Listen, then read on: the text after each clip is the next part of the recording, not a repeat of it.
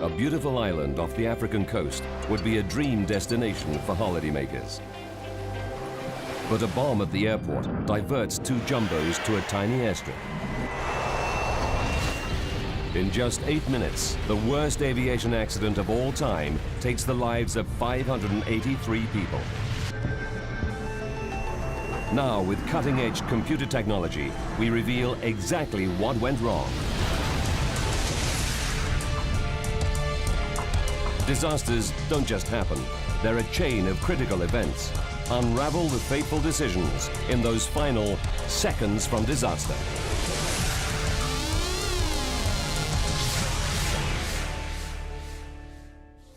Europe, the Canary Islands, Tenerife. Sunday, March the 27th, 1977. Los Rodeos is the island's sleepy airport in the hills. It's not used to heavy traffic and normally handles just a few small planes a day.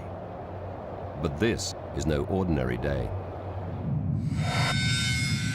12 noon.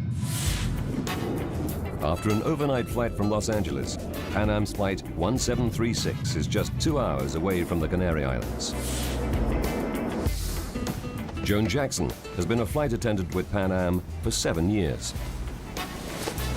Everything seemed normal and fine.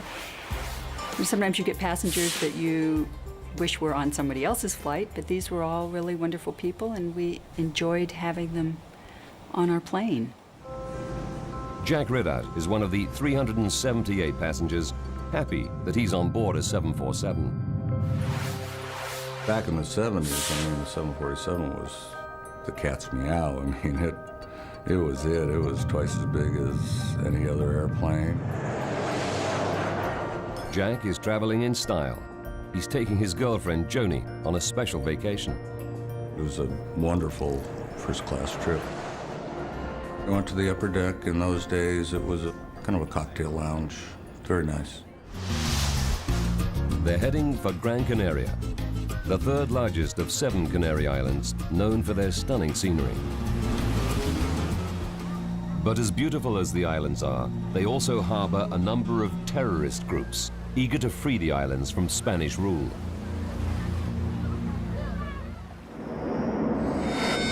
"12:30 p.m.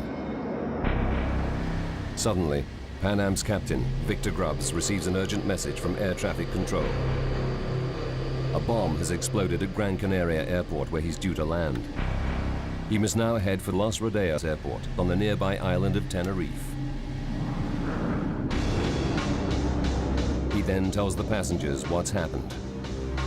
I was concerned. I'm sure all of the passengers were. 1:38 p.m. Pan Am 747 is not the only plane diverted because of the bomb. Another jumbo, KLM Flight 4805 from Amsterdam, is also diverted to Tenerife's Los Rodeos Airport. It touches down ahead of the Pan Am plane. 3 other diverted planes are already on the ground. Tenerife Airport is small. There's only one airstrip, and the air traffic controllers are not used to so many aircraft, let alone jumbo jets. And it's Sunday, so only 2 controllers are on duty. The passengers on the KLM plane set off towards the airport lounge to relax. 2:15. The Pan Am 747 touches down.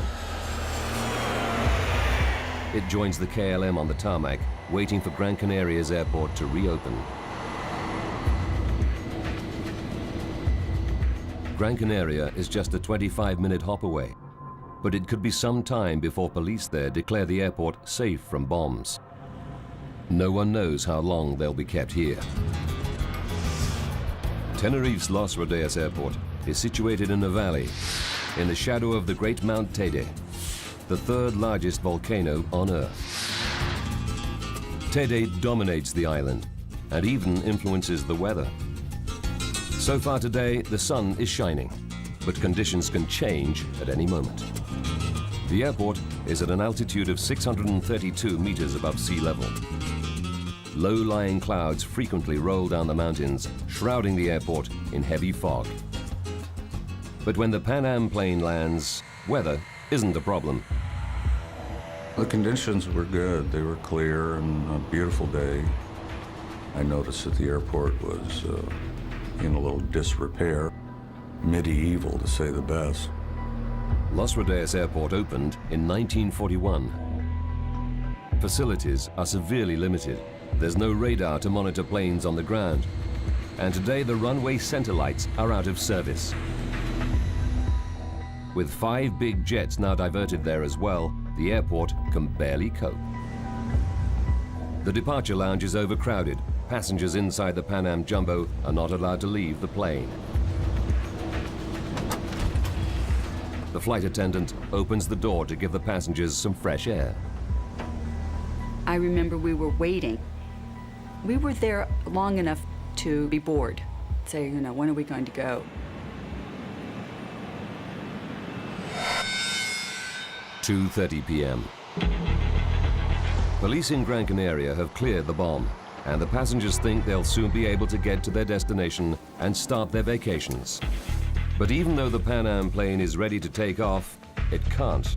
The KLM Jumbo, ahead of it on the taxiway, is refueling. Filling the Jumbo with 55,000 liters of fuel will take 30 minutes. The Pan Am is forced to wait. The pilots were very eager to go. I think they would have preferred the KLM had not taken on the extra fuel, that we'd all just gone ahead and gone. But even after the KLM finishes refueling, there's still a delay. With no explanation, the Spanish authorities force the planes to sit on the tarmac for nearly 2 more hours. At 4:56 p.m., KLM's most senior pilot, Captain Jacob van Zanten, requests permission to taxi. 2 minutes later, air traffic control gives the go-ahead. On the Pan Am, Jack notices a change in the weather. The fog started rolling in, and it was quite unusual to me because it would completely consume the airport. It was the difference between night and day. The KLM 4805 taxis down the runway. There are 248 passengers and crew on board. The air traffic controllers instruct the pilots to proceed to the end of the airstrip, make a 180-degree turn, and wait for clearance to take off. Visibility is now down to 300 meters. None of the air traffic controllers can see the planes that they're directing. And there is no ground radar to help them. They are now totally reliant on communicating by radio. 5:02 p.m. The controllers give Pan Am permission to taxi onto the runway right behind the KLM. The Pan Am pilots are then told to turn off at the 3rd exit and wait. Conditions are getting worse by the second. Followed the KLM plane up on the tarmac, and you couldn't see the cement. You couldn't see anything. It was dark.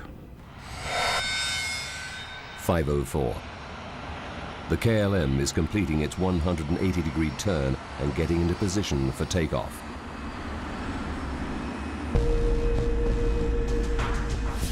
The Pan Am is still taxiing towards the KLM along the runway. The pilot and co-pilot are trying to find the 3rd exit, but they're not familiar with the airport and can barely see out of their cockpit windows. I said, look at this fog, we're never going to take off because I can't even see the number 2 engine, which is the inboard engine. And I know we're not going. 5:05. The KLM is in position. After a delay of 3.5 hours, Captain Van Zanten is finally ready to leave. 5:06. Captain Van Zanten releases the brakes. The 747 starts heading down the runway towards the Pan Am, which is still on the airstrip, just 1,400 meters up ahead.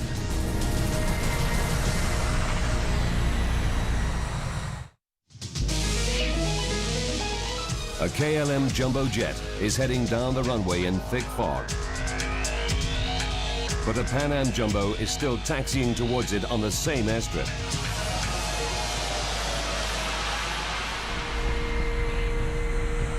Jack and Joni are in Pan Am's first class. Johnny said, "Oh my God, you know, what would happen if he took off?" And I just casually said to her, "Well, don't worry about a thing. If he hits us head on, you'll never feel a thing." 5:06 and 18 seconds. The control tower tells the KLM crew to wait. Okay, stand by for takeoff. I've told you. But they don't. Instead, Captain Van Zanten accelerates the KLM jumbo down the runway. 5:06 and 45 seconds. The Pan Am co-pilot looks out of the window and is horrified by what he sees. The 300,000 kilogram KLM jumbo is heading straight towards him. The Pan Am has 394 passengers and crew on board. Their only chance is to get out of the way as quickly as possible. Pan Am's Captain Grubbs forces the engines to full throttle. He tries to move the 747 out of the way.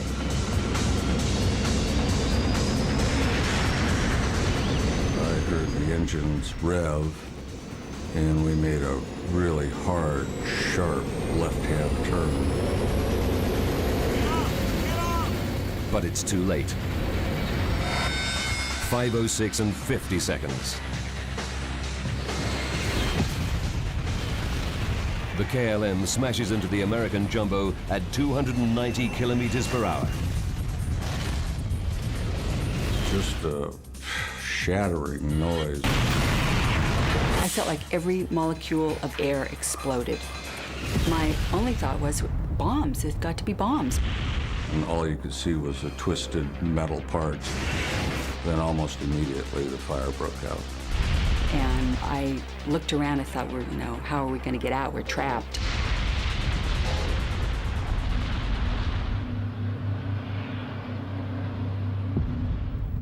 The air traffic controllers hear the explosions, but because of the fog, they can't see anything. They're unable to make radio contact with either plane.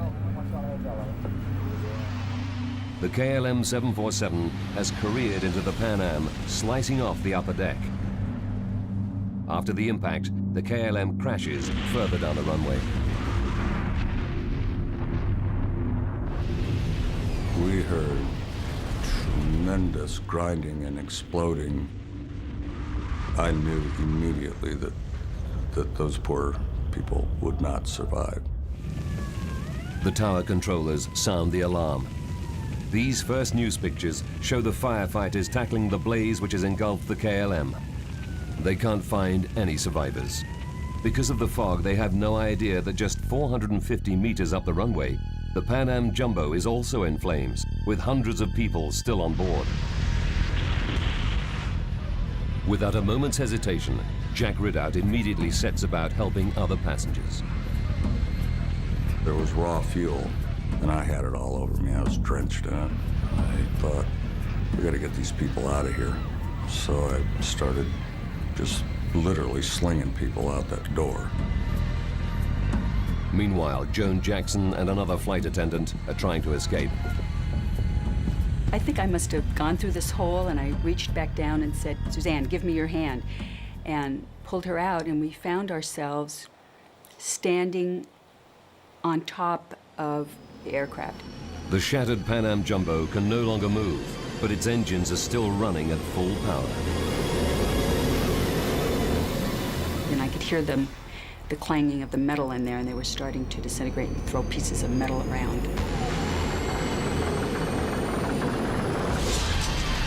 There was another explosion, and the flight attendant who had been helping people was killed instantly. She was decapitated, and it was not a pleasant sight. Joan and her colleague are still stuck on the roof of the plane. And I thought to myself, if we jump, we're going to have broken legs, so we're going to be able to get away from the plane if we have broken legs. But the plane begins to disintegrate beneath them. The fuselage where it had broken was kind of trailing down toward the ground. And I think we all just tried to leap for the ground and kind of get away from the plane. Another explosion blasts Jack out of the plane. Joni told me that I came out back forward. And when I became conscious, she said, "We got to get out of here." And we kind of staggered as far away from the plane as we could. And then finally, the last explosion just took everything out but the wings. Of 396 people on board, there are just 61 survivors. Joan Jackson and her colleague escape with bruises and scratches. We couldn't believe that we had so few people. We just kept looking around for the rest of the people and the rest of the crew. I kept thinking, if I walk around to the other side of the plane, I'm going to find 400 people and all my friends on the crew. But of course, that wasn't the case, and we just couldn't believe it. Jack Ridout helped to rescue 12 people. He's left with third-degree burns on his head and arms. I guess this was kind of my own private Vietnam. It was awful. It was carnage. Everybody on the KLM 747 and most of those on the Pan Am have perished in the crash. It's the worst aviation accident in history. In all, 583 people have lost their lives.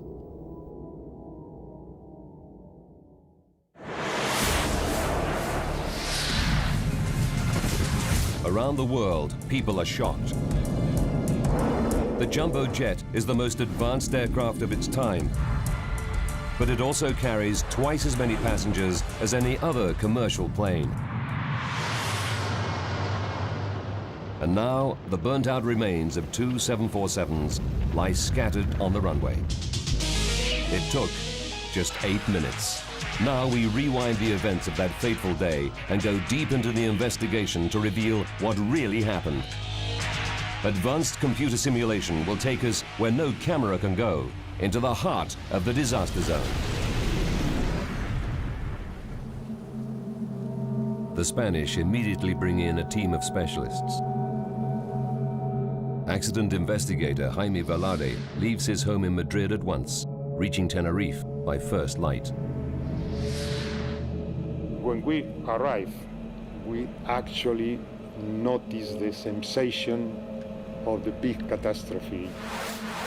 Something like phantasmagorical, something of sadness, some sensation of disaster.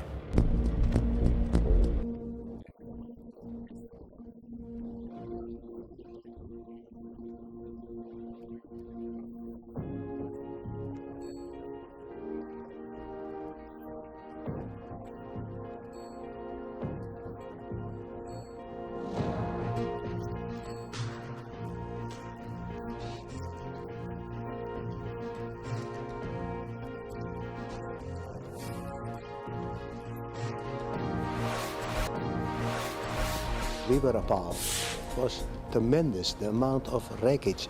We had never seen that before. Also, I recall that there was a strange smell all around the airfield, which later on we realized that was the smell of burning flesh of all the victims. It was real horrible. This was the worst accident that I've ever seen. Investigators must answer many questions. Why was the Pan Am Jumbo still on the runway? Was there another bomb? Using their official data, we can piece together the deadly chain of events. In the beginning, I didn't suspect anything. That was not the moment of taking conclusions. The only important thing is the evidence, nothing else. The first task is to find the black boxes. They contain vital voice recordings from inside both cockpits, as well as all the technical data. The investigators soon recover them, but there's a setback. The boxes are badly damaged. It may take weeks to decipher the recordings. In the meantime, investigators have to rely on the next best thing, the tapes from the air traffic control tower. The tension was enormous because that was the first sign of who was the main reason for the accident.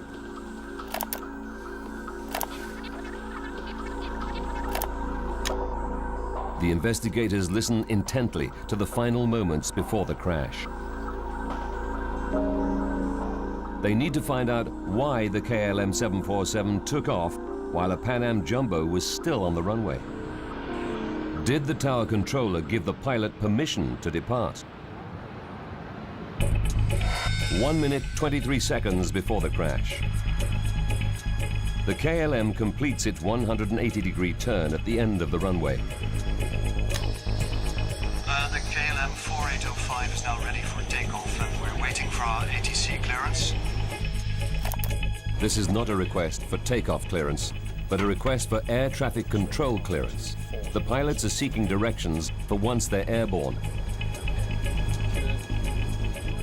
The controller issues the ATC clearance and the KLM co-pilot reads it back.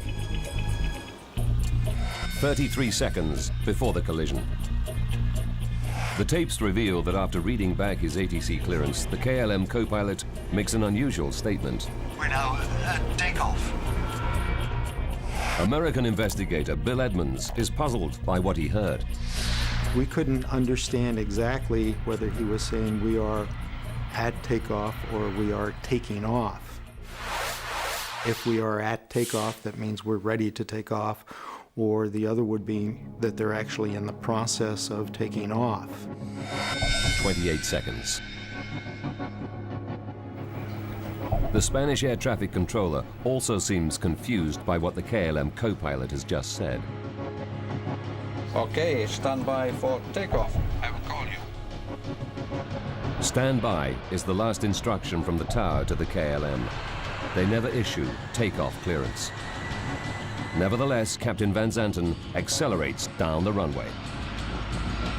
The control tower tapes seem to suggest that the Dutch pilot has made a serious error of judgment. This man, for reasons that we'll have to investigate, took off without permission. Van Zanten is one of Holland's star pilots. He was so highly regarded that KLM used his face in their advertising. He'd been a commercial pilot for 27 years and had flown more than 11,700 hours. It's shocking that such an experienced pilot would make such a drastic error. The evidence appears to be damning, but the investigation is far from over. Listening to the black box voice recorders is still several days away.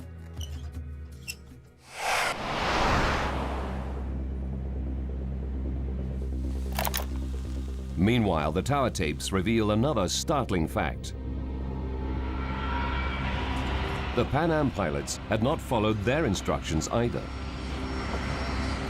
4 minutes before the crash, the control tower instructs the Pan Am to turn off the runway at the third exit.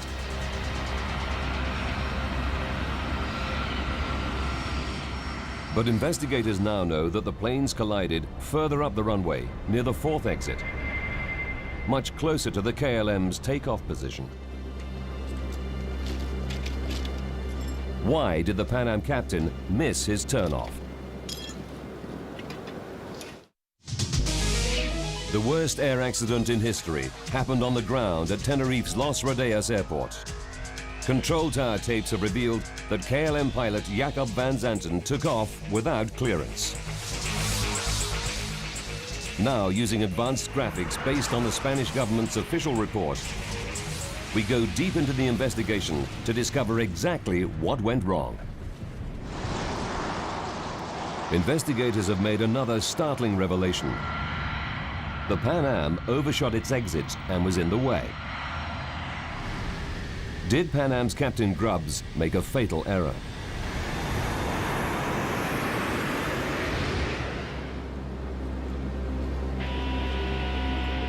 To find out, investigators first analyzed the airport layout. Los Rodeos is a small airport with just one airstrip and a taxiway at the side. There are 4 access lanes between the taxiway and the runway. On the day of the crash, controllers at Tenerife have to handle extra planes because the airport at Gran Canaria is closed. They have no choice but to park them on the taxiway. To reach takeoff position, the planes all have to use the runway. Investigators now examine the exact position of the planes on the airstrip moments before the crash. 4 minutes and 46 seconds before impact. The Pan Am follows the KLM onto the runway. The Pan Am crew are using a small diagram to help them locate exit C3, but the exits are not clearly marked, and visibility is getting worse. As they taxi down the runway, they look out of the window to try to count the turnings as they go past them. First, C1, and then C2. The problem is the third exit, C3. There does seem to be some uncertainty on the part of the Pan Am crew as to what taxiway they're supposed to turn off on. However, the tower tapes clearly demonstrate the controller's instructions. Would you confirm that you want the Clipper 1736 to turn left at the third intersection? The third one, sir. 1, 2, 3, third one. 1 minute, 6 seconds to disaster. The Pan Am passes exit C3, continuing on the runway towards the KLM, which is preparing to take off. But exit C3 would have required the jumbo to make a very difficult turn at an acute angle.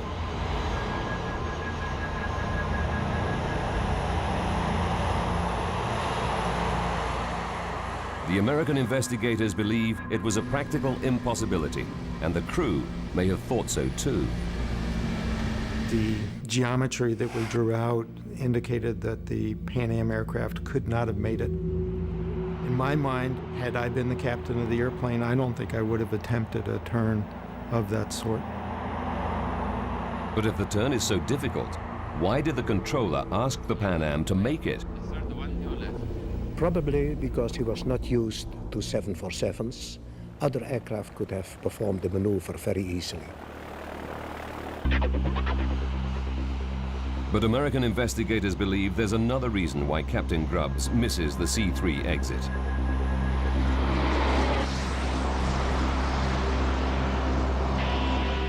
Just at the time he should be leaving the runway at exit C3, the Pan Am pilot is distracted by what he hears on his radio. KLM 4805 is now ready for takeoff and we're waiting for our ATC clearance. They probably would have been listening to the KLM aircraft rather than concentrating on turning off on the taxiway. 35 seconds to go. The KLM co-pilot tells control. We're now at takeoff. Immediately, the Pan Am co-pilot butts into the conversation. We're still taxiing down the runway, the Clipper 1736. Inside the KLM, the pilot and crew are getting all radio transmissions. They should hear that the Pan Am Jumbo is still on the runway ahead of them.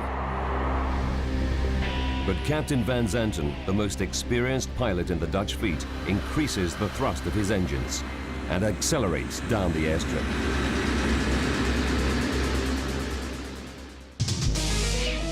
Investigators now know that none of the pilots on either plane followed the controller's instructions. To find out why, investigators have to dig deeper. It may boil down to the behavior of the two crews.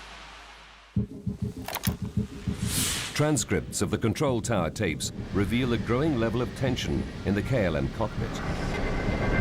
The captain did express or exhibit a definite hurry-up tendency. The KLM Jumbo has been waiting at Tenerife for almost 3.5 hours. Investigators later find out from radio conversations that Captain Van Zanten had expressed concern about going over the number of hours he's allowed to work. He still has to pick up 300 passengers in Gran Canaria to take back to Amsterdam. If he's late, the crew will be grounded for a rest period, and KLM will have to pay overnight accommodation for everyone on board. And now the fog is rolling in, causing very low visibility. He's feeling the pressure. I think every captain thinks that all the problems are on the ground, and as soon as you take off, problems are over.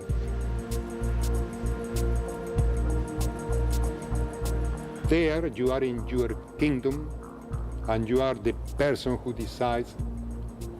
In the mind of this captain, I think that happened exactly the same. The American Airline Pilots Association also looked into the psychological factors of the case. Star pilot Captain Van Zanten was KLM's senior instructor, and in the last 6 years had spent most of his time training other pilots. If an individual spends too much time in the training center and not enough time out on the line, then he becomes more used to the training environment.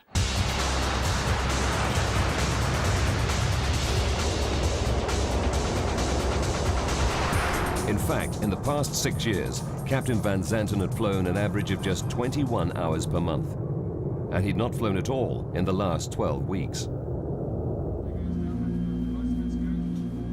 Bill Edmonds suggests that a phenomenon called training syndrome causes pilots to blur the distinction between the real world and the unreal world. With a simulator, you go ahead and you fly a maneuver, you stop, you reset the simulator, you refly the maneuver. You kind of get used to jumping around, and you're ready to do something, and you go ahead and do that. In the simulator, the instructor acts as the controller. He usually issues ATC clearance and takeoff clearance to the crew. He wouldn't have to wait for clearance from a control tower. Captain Van Zanten was ready to perform his takeoff. At a certain point, all the parameters were satisfied for his takeoff, and he was ready to go. Not sure that he looked at the big picture of where they were on the runway, where other air traffic might have been, but he was ready to go. The effect of training syndrome on Van Zanten can never be proved. But another mystery remains. 18 seconds before the crash, Captain Van Zanten thrusts his engines into full power. 2 other crew members are sharing the controls. Why didn't they stop him?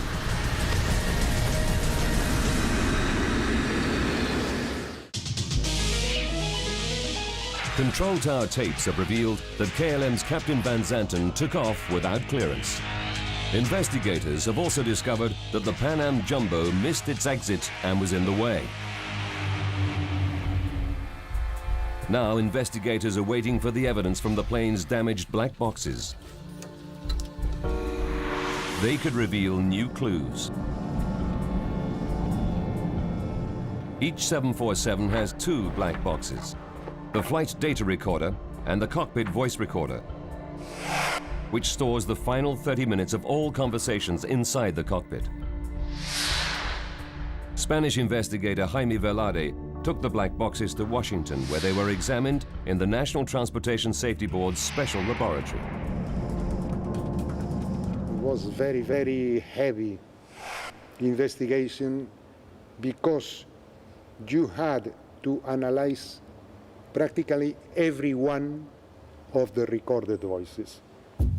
So far, investigators have relied upon tapes from the control tower. But 2 weeks into the investigation, they can finally examine the tapes from the black boxes.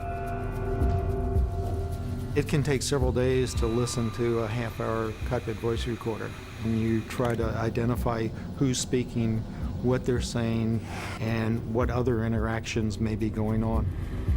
Only when investigators compare the black box tapes from the 2 planes with the recordings from the control tower do they get the full story.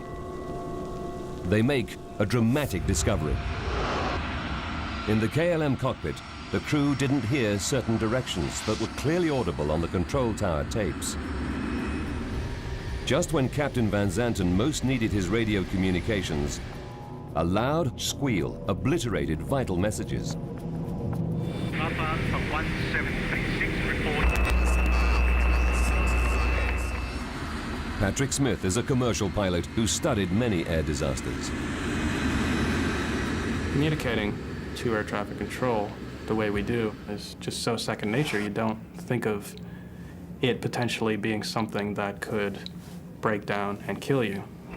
Here, a very simple technological problem lent a hand to this massive accident.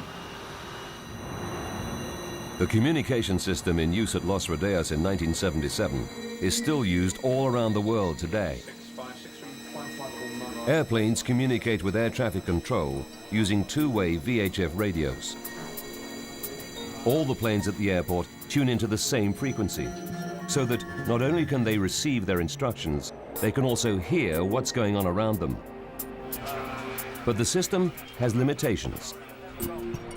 It's not the same as speaking over the telephone where two people can talk at a time. The best way to picture it is if anybody's ever used a walkie-talkie, you click and you speak. Only one person can speak on that frequency at a time. Everyone must wait their turn. A problem occurs when two or more people try to use the frequency at the same time. It causes a loud, noisy squeal, known as a heterodyne. Hearing a heterodyne on an open frequency is 999 times out of 1,000. It's an innocuous phenomenon. But the accident at Tenerife was that 1 in 1,000, where the heterodyne was not harmless. 67 seconds before impact. Captain Van Zanten has completed his difficult 180-degree turn at the end of the runway. The flight data recorder reveals that he opens the throttle. The cockpit voice recorder reveals that the co-pilot is alarmed. Wait a minute, we don't have an ATC clearance. Captain Van Zanten's reply is curt. No, I know that, but go ahead, ask. 44 seconds before impact.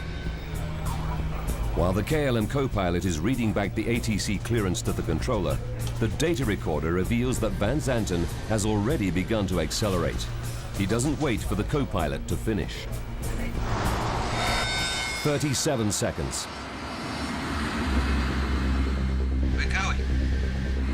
But the Pan Am Jumbo is still taxiing on the runway. From the tower tapes, investigators know the controller told the KLM plane to wait for takeoff clearance. Okay, stand by for takeoff. I will call you. At that exact moment, the Pan Am cockpit tapes reveal that the Pan Am crew also respond. We're still taxiing down the runway, the Clipper 1736. They're both responding at the same time. But the KLM cockpit tape reveals that because both Pan Am and the controller speak at the same time, it creates a heterodyne. Okay. Captain Van Zanten simply hears the word, "okay." He doesn't hear the controller. Okay, stand by for takeoff. I will call you. Nor does he hear the Pan Am. We're still taxiing down the runway, the Clipper 1736. He continues accelerating down the runway. Either one of those statements should have stopped him in his tracks, but because those two transmissions were made simultaneously, all he heard was a garbled noise. Just 28 seconds later, the KLM Jumbo smashes into the Pan Am.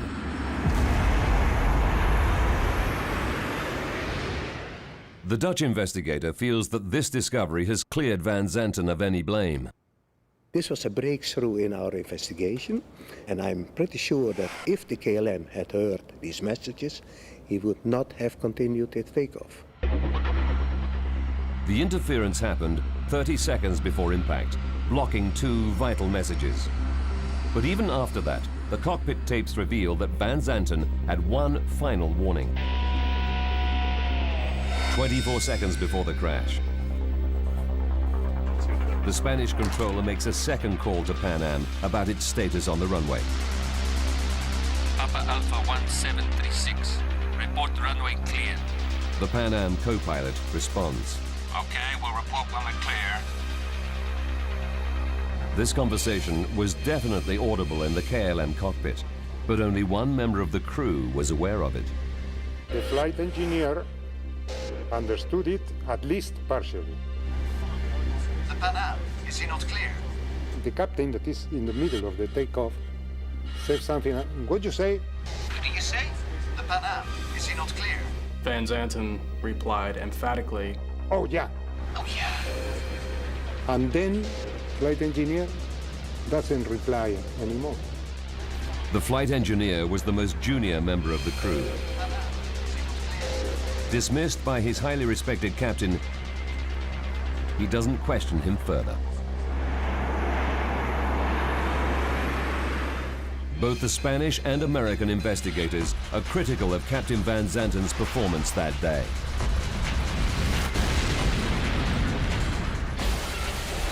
But the final analysis shows that fate was against him.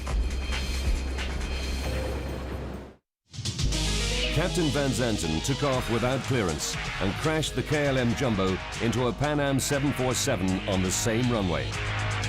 However, investigators now discover that he made one final attempt to avert disaster. Just seconds before he slammed into Pan Am, Captain Van Zanten tried to lift the KLM plane over the top of it. He pulled the nose up so sharply that the tail scraped the runway. He nearly made it. The nose and front wheel cleared the Pan Am, but the Jumbo still couldn't climb high enough. The KLM's #1 engine only had to graze the tip of Pan Am's right side to bring catastrophe. The final irony was that Captain Van Zanten had taken on an extra 55,000 liters of fuel to save refueling time later in Gran Canaria. It was this extra fuel that may have made the Jumbo just too heavy to climb the extra few meters in height that could have prevented the disaster. The refueling of KLM can be considered as a factor. Of course, when you are more heavy, your takeoff run is longer. The disaster at Tenerife was caused by a chain of events combining both human error and technical failure. Pilot and aviation writer Patrick Smith believes that new technology can stop VHF radio squeals and help prevent future accidents. heterodynes are preventable. There is a blocking device that can be inserted into the communication systems of airliners that prevents simultaneous transmission. Anybody who attempts a simultaneous transmission will be blocked out from speaking over the microphone. Aircraft engineers can fit anti-blocking units for just $13,000. A small amount compared to a new plane's price tag of up to $200 million. However, although some airlines are voluntarily installing them, it's not yet a legal requirement. Investigators finally pieced together the critical events that led to the tragedy at Tenerife.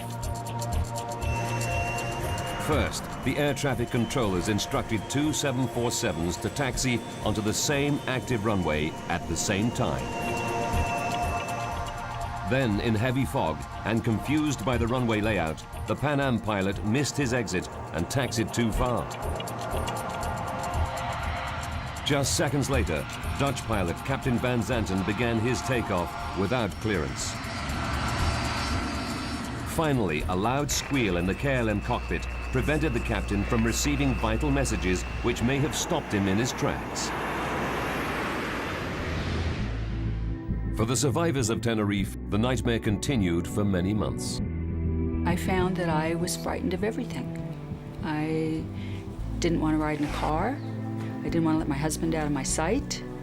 I almost wanted to be in my apartment with the curtains drawn and like you see the people in the movies that are afraid of everything. After counseling, Joan managed to return to flying 3 months later. Well, I'm still a flight attendant today. I have 34 years of flying, and I will probably be flying another 6-8 years. I love seeing the world. Back home in San Diego, Jack's story made the news. Jack Ridout is a survivor and is credited with the rescue of a dozen other passengers on a Pan Am 747, the nightmare of Tenerife. The thing that no one can ever understand until I've been involved in a situation like this is that the ramifications go on year after year. I live with the images probably for the first year, every night, most nights. Jack's rescue efforts were recognized by President Carter, who sent him a letter of gratitude on behalf of the nation.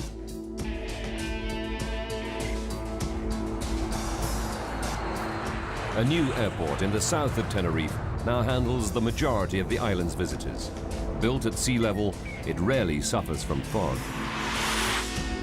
Tenerife's old airport remains open, and the authorities have installed a ground radar system.